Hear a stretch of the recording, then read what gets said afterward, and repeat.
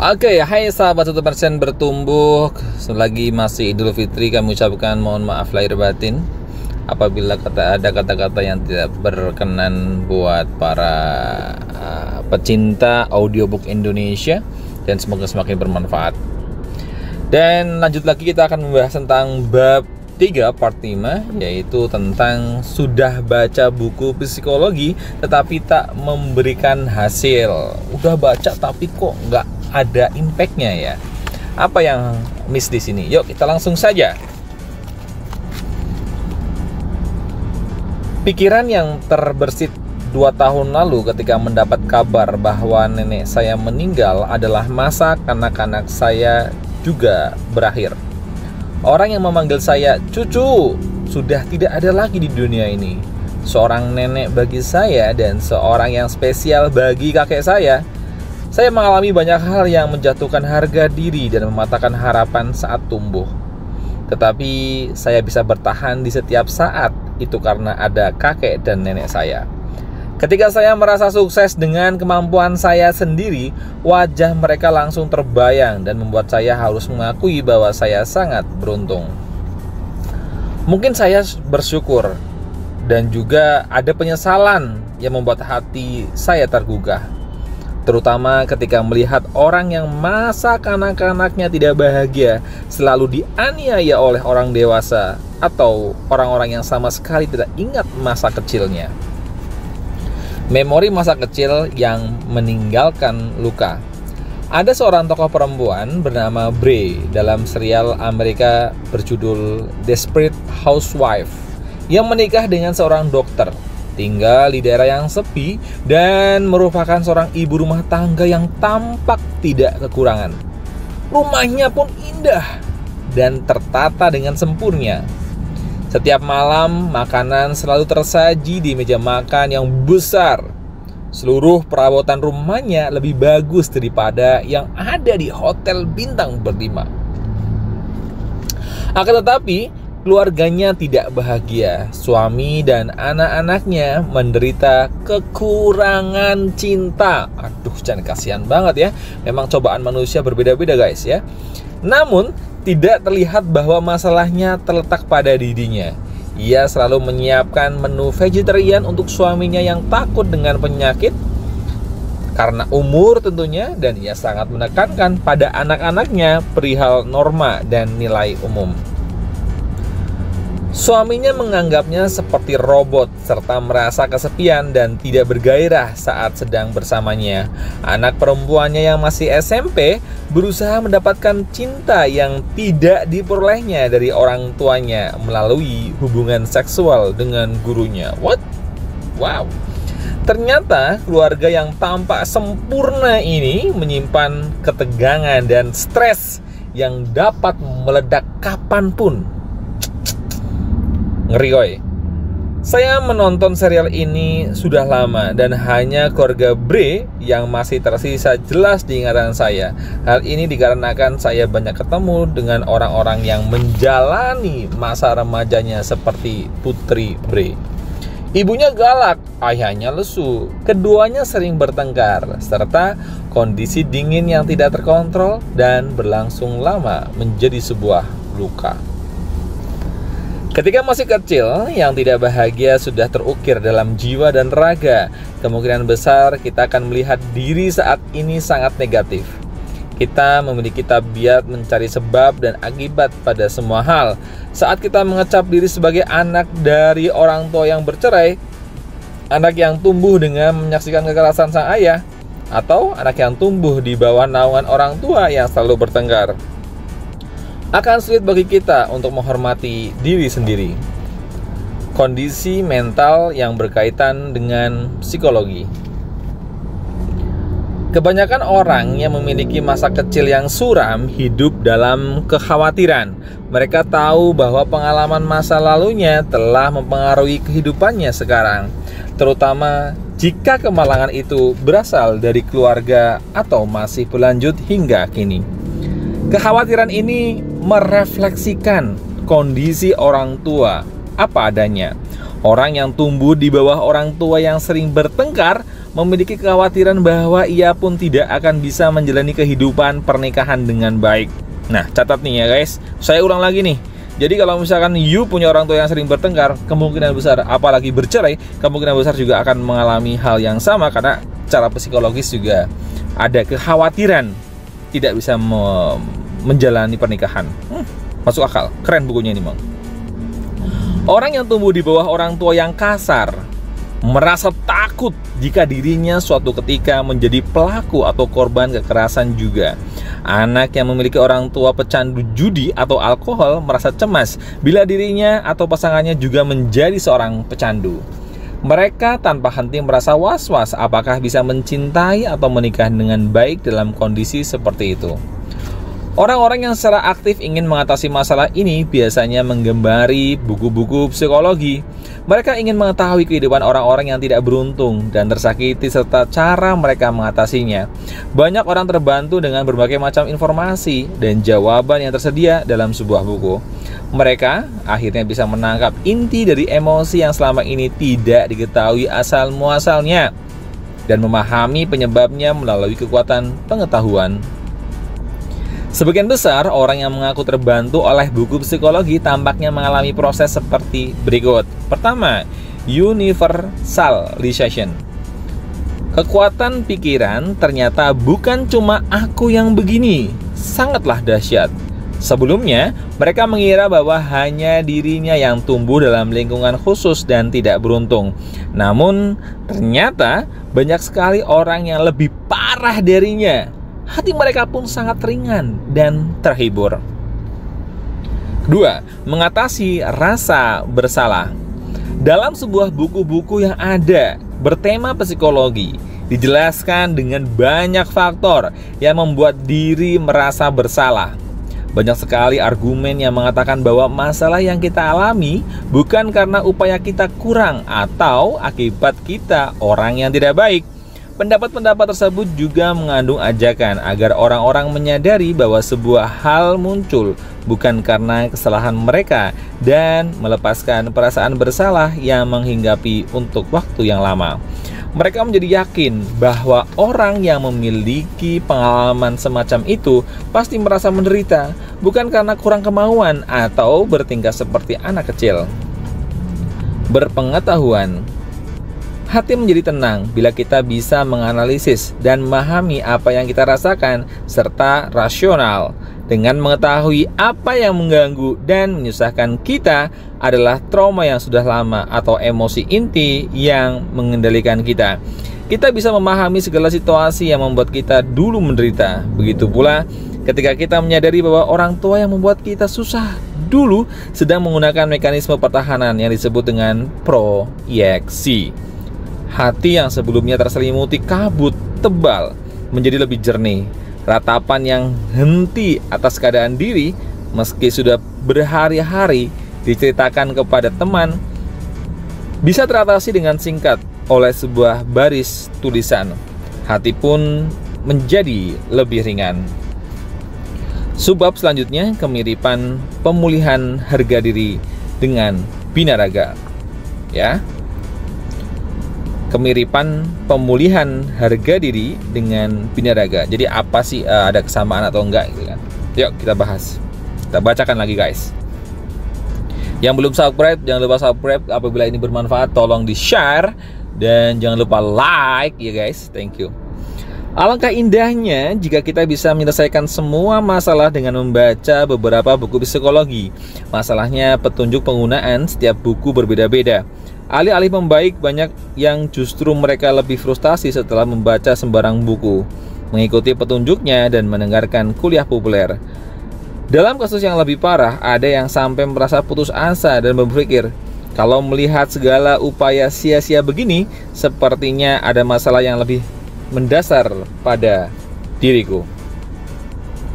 Akan tetapi, upaya menemukan masalah dan mengatasinya dengan membaca buku ini patut kita acungi jempol. Jika ia mencoba menggali psikologisnya dan melakukan hal yang sekiranya bisa menjadi solusi, maka jelas hatinya sudah bergerak untuk boleh. Namun, proses pemulihan hati membutuhkan waktu. Kadangkala kita juga melangkah kembali ke titik nol. Ini sama seperti berat badan kita yang tidak langsung turun dalam semalam ketika kita mulai diet. Setuju? Setuju. Ya. Kadang kita menemui fenomena yoyo setelah sedikit turun dan salah satu sedikit bisa mengakibatkan area lain cedera. Oleh karena itu, saya pikir proses memulihkan harga diri sama seperti binaraga. Ya, nggak bisa instan begitu ya. Dalam pengertian itu, orang yang membaca buku psikologi sama seperti orang yang hanya membaca buku latihan membentuk tubuh. Buku semacam itu memberitahu apa yang merusak tubuh dan juga cara membentuk otot. Namun teori tanpa praktek tidak lebih dari sekedar pengetahuan. Kita harus berkeringat dan melatih otot-otot yang ingin mempunyai bentuk badan yang ideal. Begitu juga dengan harga diri. Hanya dengan membaca buku psikologi sama dengan berkata, aku tidak kurus-kurus. Padahal sudah baca banyak buku kesehatan. Your head ya, dasmu. Ya. Jadi kalau kita nggak olahraga nggak mungkin kita menjadi kurus kan begitu. Apalagi cuma baca. Betul sekali, setuju. Saya terkejut ketika mendapati bahwa banyak orang yang memiliki kecewaan besar kepada orang tuanya di antara orang-orang yang mempelajari ilmu psikologi secara autodidak. Mereka mencari penyebab masalah dirinya pada orang tua mereka. Merasionalisasi masalah dan membatasinya sebagai masalah lingkungan keluarga memang merupakan solusi termudah. Mereka dengan begitu mudahnya percaya bahwa masa lalunya yang membuat mereka seperti sekarang. Dan bagian paling penting dari masa lalu adalah orang tua. Mereka juga kerap menyimpulkan dengan mudah bahwa tidak akan ada perubahan di masa depan. Sungguh disayangkan. Ingatan menarik perasaan. Sekali lagi, ingatan menarik perasaan. Kita semua tahu bahwa terkungkung dalam kenangan yang menyedihkan akan mendatangkan emosi yang negatif. Ketika emosi negatif menyergap, secara alamiah kita hanya akan teringat pada peristiwa negatif di masa lalu. Meskipun jelas ada hal yang baik yang terjadi tengah-tengahnya, kita sama sekali tidak akan mengingatnya.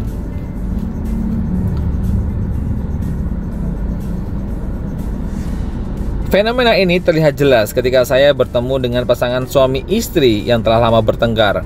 Dia selalu menipuku karena istri saya setiap hari seperti ini, makanya saya lebih senang di luar. Pasangan yang kurang puas dengan pernikahannya sering menggunakan kata-kata selalu, kapanpun, dan setiap hari. Mereka bisa mengecap masa lalu dan mudah jika memakai kata-kata tersebut. Selama hidup denganmu, aku tidak pernah bahagia. Kesimpulan seperti ini membuat kenangan baik tertutup dengan rapat. Wah, benar juga guys. Jika dilihat secara keilmuan, ini merupakan reaksi yang sangat lumrah. Hal ini dikarenakan area hipokampus yang mengatur ingatan di otak kita menempel dengan amigdala yang mengatur emosi. Oleh karena itu, saat kita merasa sedih, maka ingatan tentang peristiwa sedih akan muncul. Begitu pula saat kita merasa tertindas, maka ingatan akan hal yang tidak adil yang akan terbayang.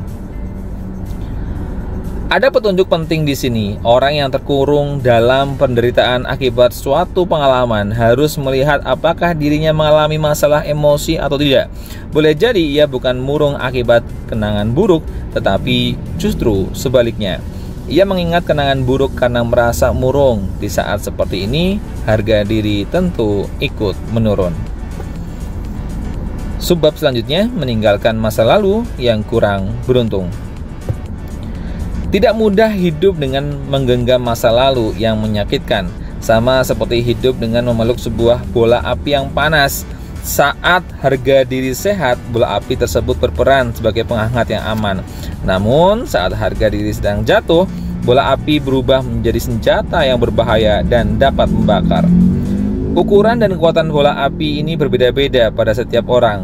Jarak dengannya dapat membangkitkan harga diri dan dapat juga membakarnya habis. Banyak di antara orang-orang yang harga dirinya kuat ternyata memiliki masa lalu yang kurang bahagia. Mereka juga merasa terganggu dan iba pada diri sendiri setiap kali mengingat masa lalu.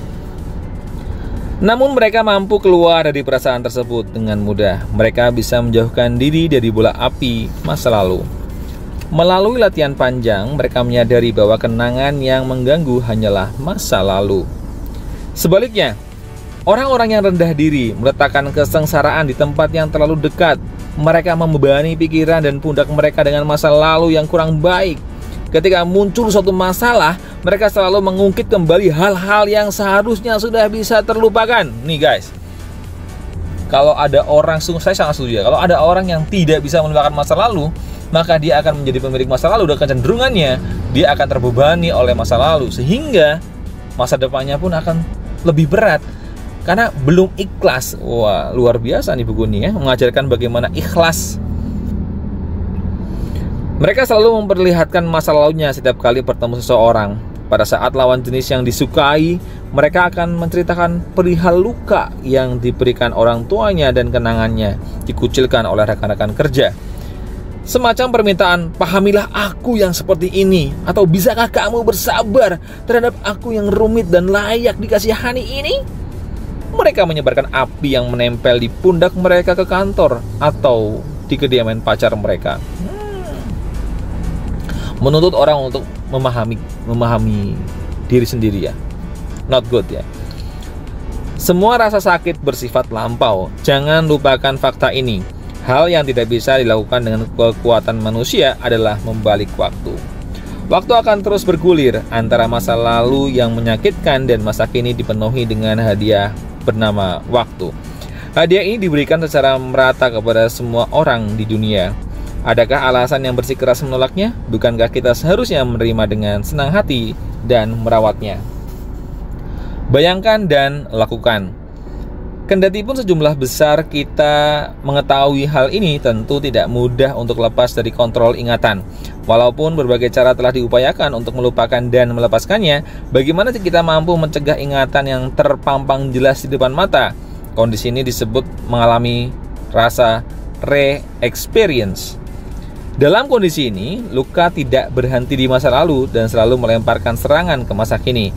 Kita harus memakai cara yang lebih ampuh untuk mengusir masa lalu. Bayangkan, pikirkan, dan catat bagaimana Anda akan hidup sekarang seandainya Anda tidak dipengaruhi oleh masa lalu yang kurang beruntung.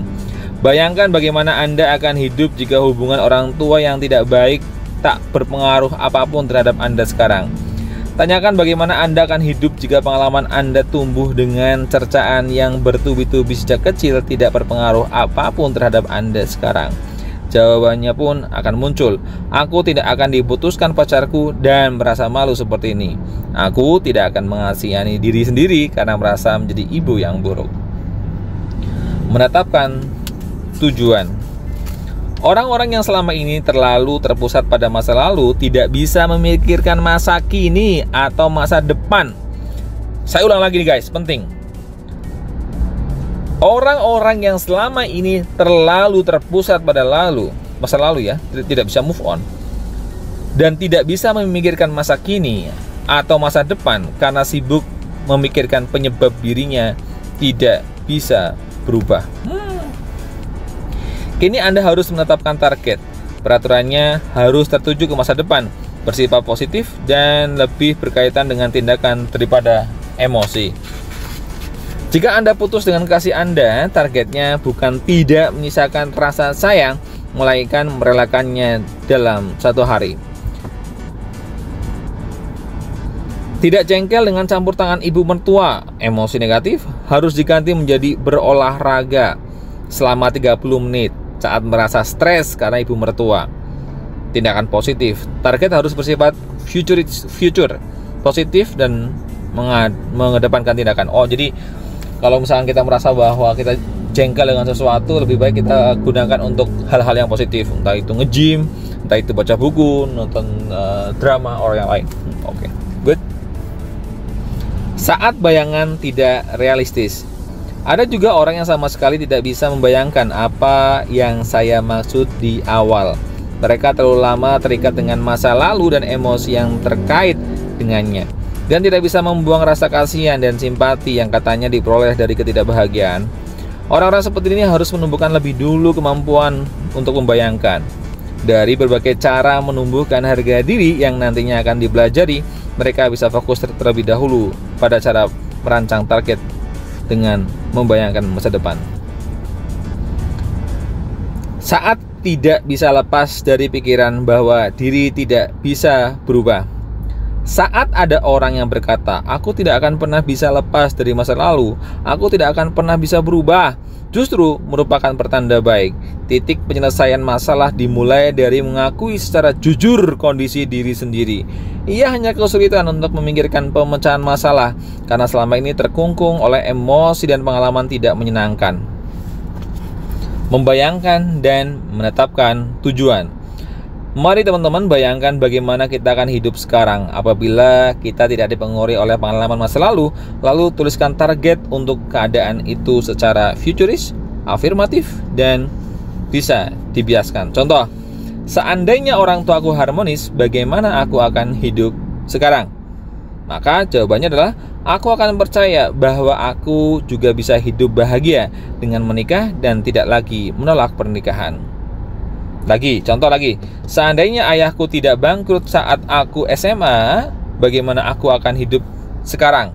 Aku tidak akan menyanyiakan usia 20-an dengan amarah dan dendam terhadap ayahku. Aku tidak akan terikat dengan urusan rumah dan bisa melakukan hal yang kuinginkan. Terima kasih. Thank you, semoga bermanfaat.